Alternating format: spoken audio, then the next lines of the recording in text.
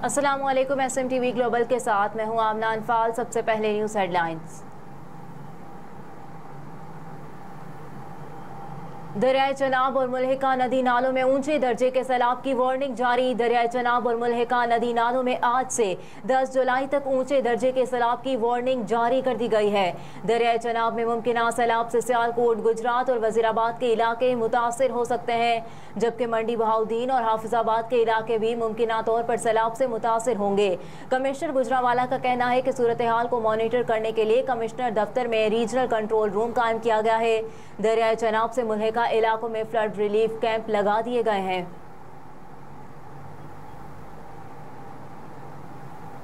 कराची के मुख्तलिफ इलाकों में बारिश, आज गरज चमक के साथ बादल बरसने का इम्कान। कराची के मुख्तलिफ इलाकों में गुज़िश्ता रात से हल्की तेज़ बारिश का सिलसिला जारी है, जबकि हफ्ते की सुबह भी मुख्तलिफ इलाकों में हल्की बारिश हुई, जिससे शहर का मौसम खुशगवार हो गया।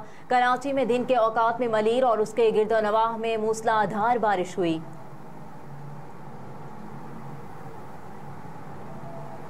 मुल्क भर में अब्दुल सत्तार ईदी की बरसी मनाई जा रही है। रहमत का फरिश्ता पाकिस्तान की सबसे मशहूर और काबिल एहतराम शख्सियत में से एक है। मुल्क भर में इंसान दोस्त और समाजी कारकुन अब्दुल सत्तार ईदी की 7वीं बरसी आज मनाई जा रही है। अब्दुल सत्तार ईदी फाउंडेशन के बानी मरहूम मुल्क के सबसे बड़ी फलाही फाउंडेशन में से एक। महदूद वसाइल के बावजूद उन्होंने इंसानियत की बेलूस खिदमात की और दुनिया भर में उनके काम का एतराफ़ किया गया। मरहूम ने गरीबों, बच्चों, ख़वातीन और माजूर अफराद के साथ साथ जानवरों की भी मदद की। इसने दुनिया का सबसे बड़ा रज़ाकार एम्बुलेंस नेटवर्क भी बिछाया। तब से उन्होंने इंसानियत की खिदमत का रास्ता इख्तियार किया। जल्द ही उनका फलाही नेटवर्क पूरे मुल्क में पहुँच गया। बैनुल-अक़वामी सतह पर भी उनकी खिदमत का एतराफ़ किया गया। उन्हें हिलाल इम्तियाज़ समेत मुतअद्दिद कौमी एज़ाज़ात से नवाजा गया।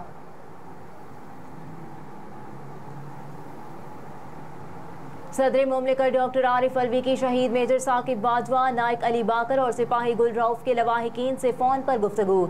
जून को शुमाली वज़ीरिस्तान में शहीद होने वाले सिपाही 20 गुल रऊफ के वर्सा से भी इज़हार अफसोस किया। ऐवान सदर में मीडिया विंग की जानिब से जारी एलामी के मुताबिक सदर मुमलिकत डॉक्टर आरिफ अलवी ने 2 जुलाई को बलूचिस्तान में शहीद होने वाले मेजर साकिब बाजवा और नाइक अली बाकर के लवाहिकीन से फ़ोन पर बात की। उन्होंने 20 जून को शुमाली वज़ीरिस्तान में शहीद होने वाले सिपाही गुल रऊफ के वर्सा से भी इज़हार अफसोस किया।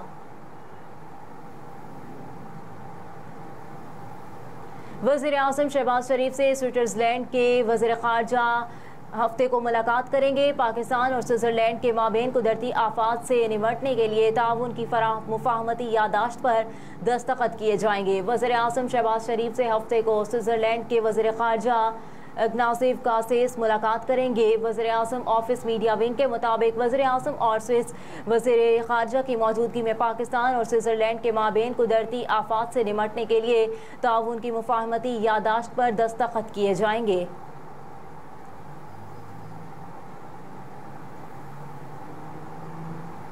बुरहान मुज़फ़्फ़र वानी की जद्दोजहद मकबूजा कश्मीर पर भारतीय नाजायज़ कब्ज़े के खिलाफ मुज़ाहमत की लाजवाल मिसाल बेकमर।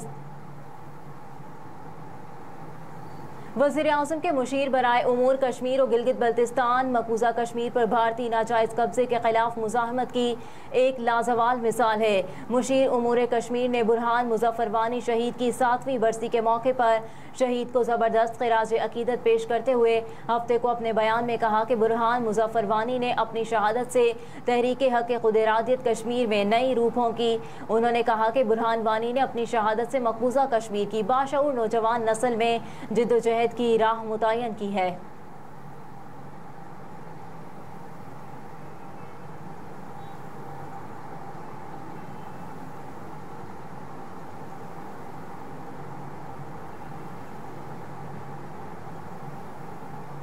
स्टेट बैंक की माली इस्तेहकाम 2022 जायज़ा रिपोर्ट जारी। स्टेट बैंक ऑफ पाकिस्तान की जानिब से जारी माली इस्तेहकाम जायज़ा रिपोर्ट 2022 में कहा गया है कि पाकिस्तानी मईशत के लिए गुज़िश्ता साल मुश्किल रहा।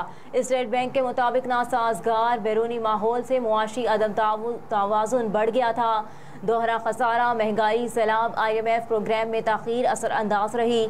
जायजा रिपोर्ट के मुताबिक आलमी इजलास की कीमतें और सूद की शरह भी असरअंदाज रही, जबकि तमाम तर मुश्किलात के बावजूद माली शोबे की कारकर्दगी बेहतरीन रही।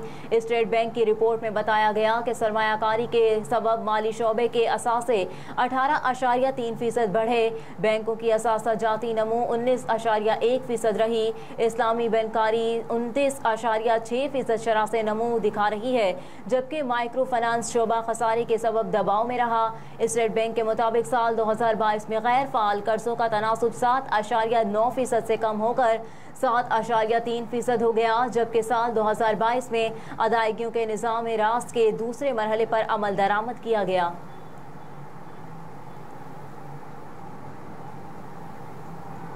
हुकूमत ने सरकारी मुलाजमीन के GP फंड की शरह मुनाफा में इजाफा कर दिया। माली साल 2021-22 के लिए GP फंड की शरह मुनाफा 12.40% थी, जिसे अब आइंदा माली साल के लिए बढ़ाकर 14.22% कर दिया गया है। इस सिलसिले में वजारत खजाना ने एक मरासले के जरिए कंट्रोलर जनरल ऑफ अकाउंट्स को आगाह कर दिया।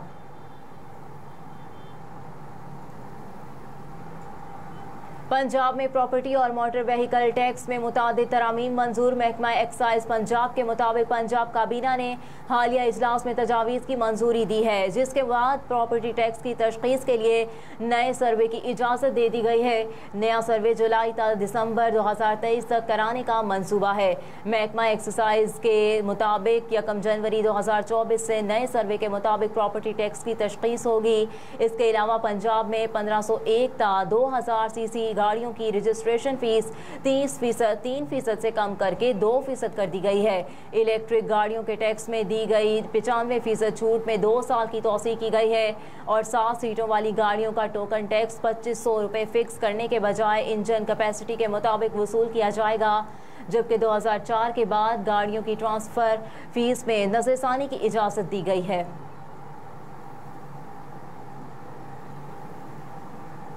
और सऊदी गोल्ड मार्केट में सोने के निर्खों में कमी के रात 1 ग्राम सोना 2001.50 रियाल में फ़रोख्त किया जाता रहा। सऊदी गोल्ड मार्केट में सोने के निर्खों में कमी का रुझान रिकॉर्ड किया गया है। सऊदी खबरसां इदारे के मुताबिक सऊदी गोल्ड मार्केट में सोने के निर्खों में कमी रिकॉर्ड की गई है। 24 के रात 1 ग्राम सोने की कीमत 230.28 रियाल, 22 के रात 1 ग्राम 211.9 और 18 के रात 172.71 रियाल रही, जबकि 21 के रात 1 ग्राम सोना 201.50 रियाल में फ़रोख्त किया जाता रहा। गोल्ड मार्केट में 21 के रात 8 ग्राम की गई 22 के रात की गई रियाल, जबकि 24 के रात की गई 2,21,059 रियाल और 1 किलोग्राम सोना 2,31,892 रियाल में दस्तयाब रहा। हेडलाइंस आपने जानी। न्यूज़ स्टूडियो से फिल वक्त इतना ही। आप देखते रहिए SMTV ग्लोबल।